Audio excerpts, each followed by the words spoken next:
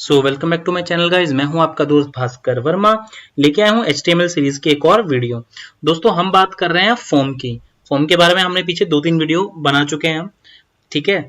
कुछ एक input types और थी जिनके बारे में डिस्कस करने वाला था, जो कुछ एक इंपॉर्टेंट टाइप्स थी। तो स्टार्ट करते हैं उनके बारे में, ठीक है। तो जो टॉपिक है अपना आज का वो है टाइम स्टैम्प के बारे में। जो टाइम और डेट्स वगैरह आपकी आती हैं वो किस तरीके से आती हैं।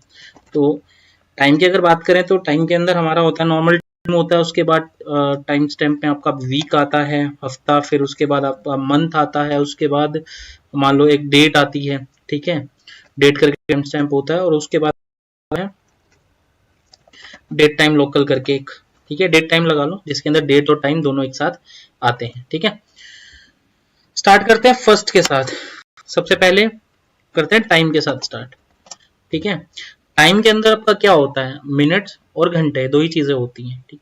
तो इनपुट टाइप के अंदर अगर हम टाइम सेव कर देते हैं तो हमें क्या रिजल्ट मिलता है, देखो। तो ये आपका है टाइम, ठीक है। इसके अंदर आपका घंटा होगा, इसके अंदर आपका मिनट्स होगा। आप घड़ी पे इस पे क्लिक करोगे, ये देख रहे हो आप घंटे कितने होते हैं दिन में, 24 घंटे होते हैं, है ना। तो यहाँ तक 23 तक जाती है, उसके बाद 24 पे रीसेट हो जाती है, उसके बाद 1 से दोबारा स्टार्ट हो जाती है। सेम आपका रहेगा मिनट्स के अंदर।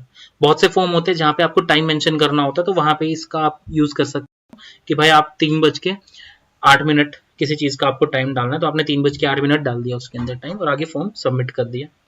उसके बाद आता है आपका वीक, ठीक है। तो वीक के अंदर same input type week use होगा। इसके अंदर क्या होता है, ब्रेक कर देता हूं मैं इसको यहाँ पे। वीक के अंदर आपका आता है हफ्ता, ठीक है।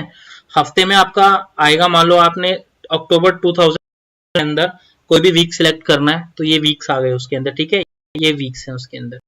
दूसरा आप एक चीज देख रहे हो कि पूरे साल के अंदर इसमें नंबर दिए हुए हैं कि कितने वीक्स हैं, ठीक है। दिसंबर 2020 अगर सिलेक्ट करें तो देखा जाए तो 53 वीक्स आते हैं। हालांकि 4 ही दिन आते हैं वीक के इसके अंदर, ठीक है। 28, 29, 30, 31। उसके बाद जो नेक्स्ट ईयर की 1 तारीख होगी यानी जनवरी 2020, वो भी इसी वीक में आएगा 53rd में। बट क्योंकि कुछ डेज हैं जो 52 वीक्स के बाद भी आ रहे हैं 2020 दिसंबर के, तो उसे 53rd जो है वीक काउंट किया जाएगा, ठीक है। तो इस तरीके से आप कोई भी हफ्ता चूज कर सकते हैं। यहाँ पे आप ईयर पे क्लिक कीजिए, जो भी ईयर चाहिए आपको, उसके अंदर जो भी आपको मंथ चाहिए उसके अंदर का जो भी वीक चाहिए आप वीक क्लिक कर सकते हो। Week 23rd 2024, okay. देन उसके बाद अपनी बात आ जाती है मंथ की। तो मंथ के अंदर इनपुट टाइप भी मंथ होगा। उसके अंदर क्या क्या आपका वो आप देख लीजिए। रिफ्रेश करेंगे, मंथ आ गया। मंथ में आपको क्या लगता है क्या होगा, जैसे वीक में हफ्ता आएगा, यहाँ पे मंथ आएगा प्रॉपर, ठीक है। मंथ कोई भी साल सेलेक्ट करो, 2008 का जून मंथ, तो मैंने सिलेक्ट कर लिया इस कैलेंडर से, ओके।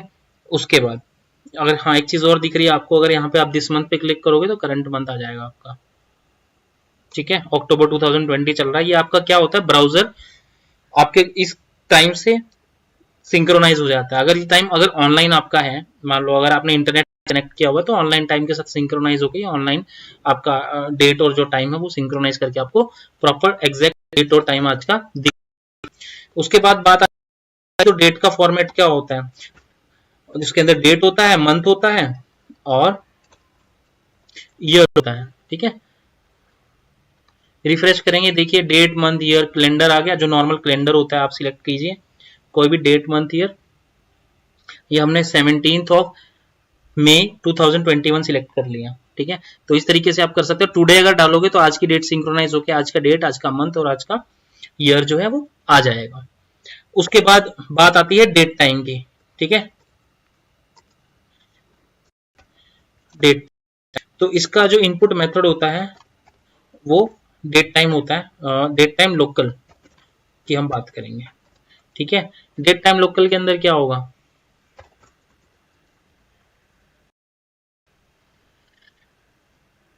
डेट तो आ ही गया, साथ के साथ आपके पास टाइम भी आ गया, ठीक है। टुडे अगर बात करें तो अभी का टाइम और अभी की डेट आ गई। अभी जो है आज 20 अक्टूबर 2020 है, 1:05 हुआ है दोपहर का, ठीक है। तो ये डेट टाइम आ गया। अगर आपको कोई स्पेसिफिक चूज करना है फॉर्म के अंदर, आपको सबमिट करना है, जैसे होरोस्कोप कुंडली मुंडली की जो वेबसाइट होती है, तो वहां पे आपको प्रॉपर डेट टाइम मंथ तो उसका हर चीज मांगी जाती है कि आपका बर्थ कब हुआ था। मान लो आपका सुबह 56 पे हुआ था, सॉरी ये शाम का है 1656, तो शाम के 4:56 पे आपका बर्थ हुआ था 5 तारीख जून 2008 में। तो आप इस तरीके से सिलेक्ट करके फॉर्म पे सबमिट कर सकते हो, ठीक है। अच्छा एक चीज और मैं आपको बताना चाह रहा हूँ कि डेट के अंदर ना एक मैक्स डेट और मिनिमम डेट करके आती है, ठीक है। उसके अंदर कैलेंडर में क्या होता है मैं आपको इसमें करके दिखा देता हूँ, डेट में मैक्स, ठीक है। इसके अंदर मैक्सिमम डेट आती है आपकी, तो डेट इसके अंदर आता है आपका, मान लो आपको मैक्सिमम आपको करनी है 2020 मार्च का महीना और 12 तारीख, इसको सेव कर लो, ठीक है। रिफ्रेश करोगे ना, ये देखो डेट, मैक्सिमम डेट आपके पास क्या आई है 12 मार्च 2020, यानी मार्च की 2020 के अंदर मार्च की 12 तारीख से आगे आप सेलेक्ट नहीं कर सकते फॉर्म में। तो यहाँ पे आपने देखा होगा कि जहां पे मिनिमम एज की एलिजिबिलिटी होती है या मैक्सिमम एज की एलिजिबिलिटी होती है कि मैक्सिमम एज आपकी इतनी रहनी चाहिए, मिनिमम एज इतनी रहनी चाहिए, वहां पे ये फंक्शन काम आता है। आपको कोई फॉर्म भरना है जिसके अंदर 12 मार्च के बाद आपको डेट भरने की परमिशन ना हो, 2020 12 मार्च के बाद वो चीज एप्लीकेबल ही नहीं होगी, तो इसलिए क्या है उसके अंदर आप मैक्सिमम टाइम दे सकते हो कि भाई जो 12 मार्च है वो आप सिलेक्ट कर सकते हो, 13-14 नहीं कर सकते, पीछे का आप कर सकते हो। इसी तरीके से अगर आप मिनिमम की बात करूं तो मिनिमम करके भी एक होता है एट्रीब्यूट, मिनिमम के अंदर आप कुछ भी डाल दो, मान लो आपने डाल दिया 1998, ठीक है, सेम डेट डाल दिया आपने 12 मार्च 1998, तो अब आप इसको जब रिफ्रेश करोगे ना तो अब मिनिमम जो है आप 1998 तक जा सकते हो, ये देखो उससे ऊपर कैलेंडर ही नहीं जा रहा आपका 1998, और मार्च फरवरी आप सिलेक्ट नहीं कर सकते क्योंकि मिनिमम डेट आपने मार्च की दी हुई है कि मार्च के अंदर तक की आप एक्सेप्ट कर सकते हो, और मार्च की 12 तारीख आपने मेंशन किया साफ साफ कि मार्च 98 जो है मिनिमम है, उससे नीचे आप डेट सिलेक्ट नहीं कर सकते, ठीक है। तो ये उन केसेस में होती है जहां पे हम फॉर्म फिल करते हैं, उसमें मिनिमम एक मैक्सिमम एज मांगी होती है कि भाई बस आप 18 साल के होने चाहिए, 18 से 19 साल के नहीं होने चाहिए, ठीक है। यानी जो 98 की मार्च में पैदा हुआ वो ठीक है, 98 की फरवरी में जो पैदा हुआ वो एलिजिबल नहीं है इस फॉर्म को भरने के लिए। तो इस तरीके की एज से रिलेटेड या टाइम डेट से रिलेटेड एलिजिबिलिटी जो है वो यहाँ से सिलेक्ट, ठीक है।